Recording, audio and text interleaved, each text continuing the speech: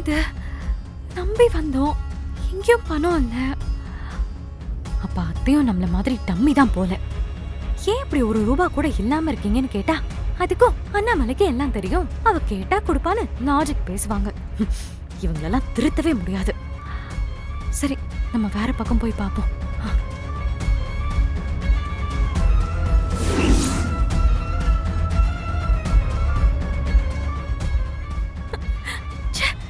இவ்ளோ பெரிய வீட்ல ஒரு 1,00,000 இல்ல. வெண்ணிலாரும் அத்தரும் எல்லாம் பார்த்தாச்சு. வேற என்ன பண்ணலாம்? இப்ப என்ன பண்றது? பேசாம அண்ணாமலை அத்த ரூம்ல போய் பார்க்கலாமா? ஐயோ வேண்டாம், மாட்டிக்கிட்டா பத்ரகாளி ஆட்டம் ஆடி நம்மள வீட்டை விட்டு துரத்திடுவாங்க. இந்த வீட்ல நாம சாதிக்க வேண்டியது இன்னும் நிறைய இருக்கு. சோ மாட்டிக்க கூடாது. வேற என்ன பண்ணலாம்?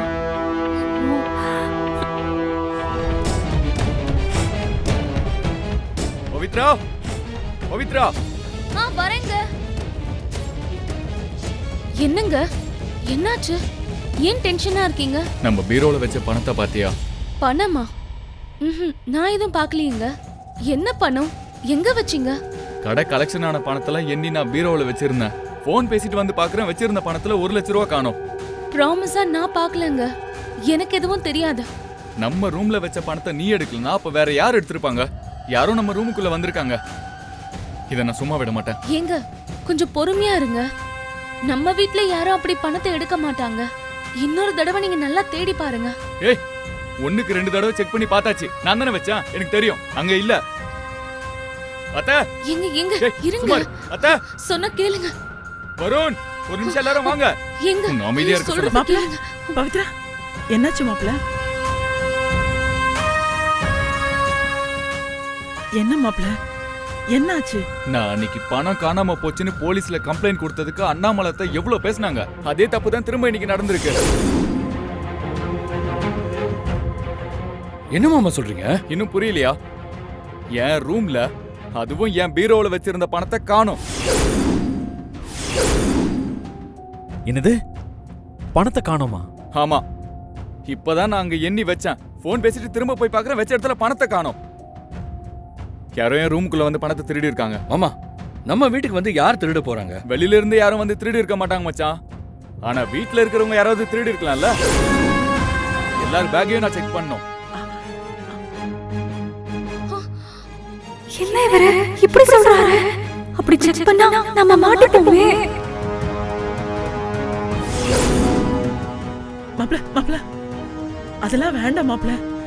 நம்ம வீட்ல இருக்கிறவங்கள நாமளே சந்தேகப்பட்டு செக் பண்றது சரியில்லை மாப்ள.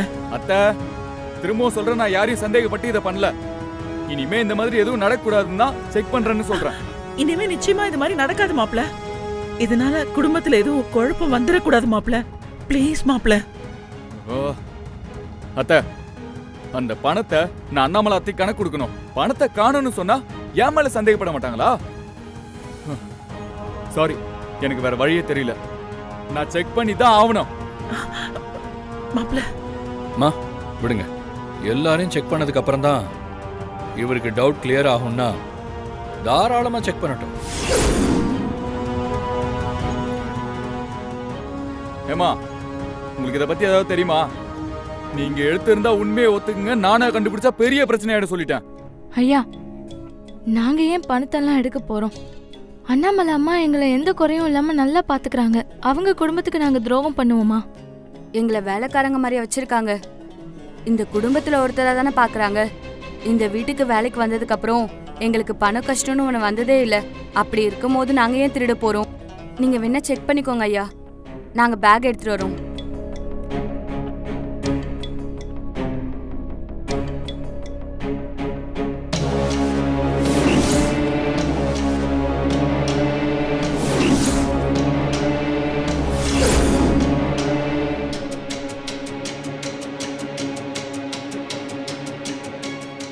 நீங்க எடுத்திருக்க மாட்டீங்கன்னு எனக்கு நல்லா தெரியும்.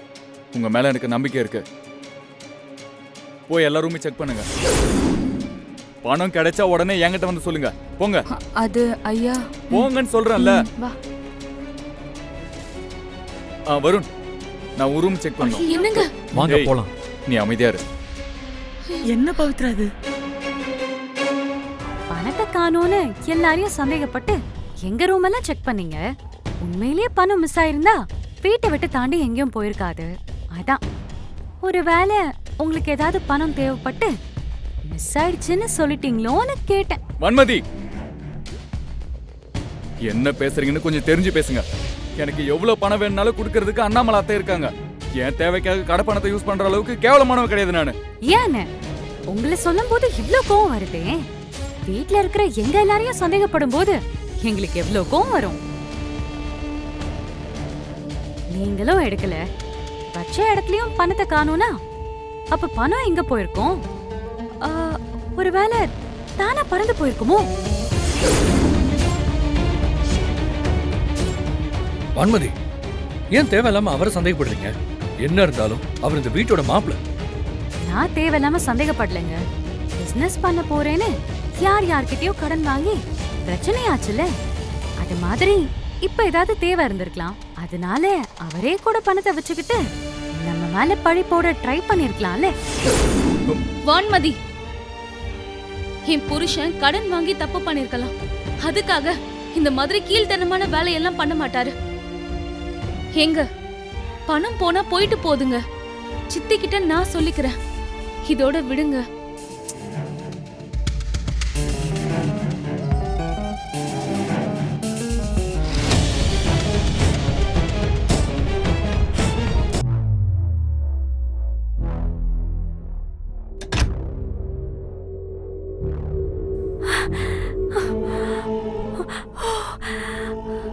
அப்பாடா, எங்க நாம சிக்கிடுவோமோன்னு பயந்தேன். ஒரு வழியா ப்ராப்ளம் சால்வ்டு. ஆனா நான் பேக்ல வச்சிருந்த பணம் எங்க போயிருக்கும்?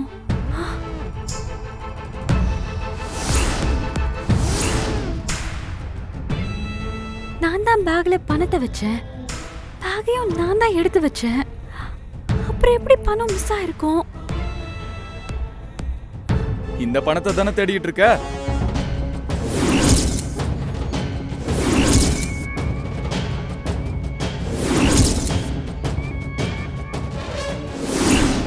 சொல்லு, எதுக்காக இந்த பணத்தை எடுத்த?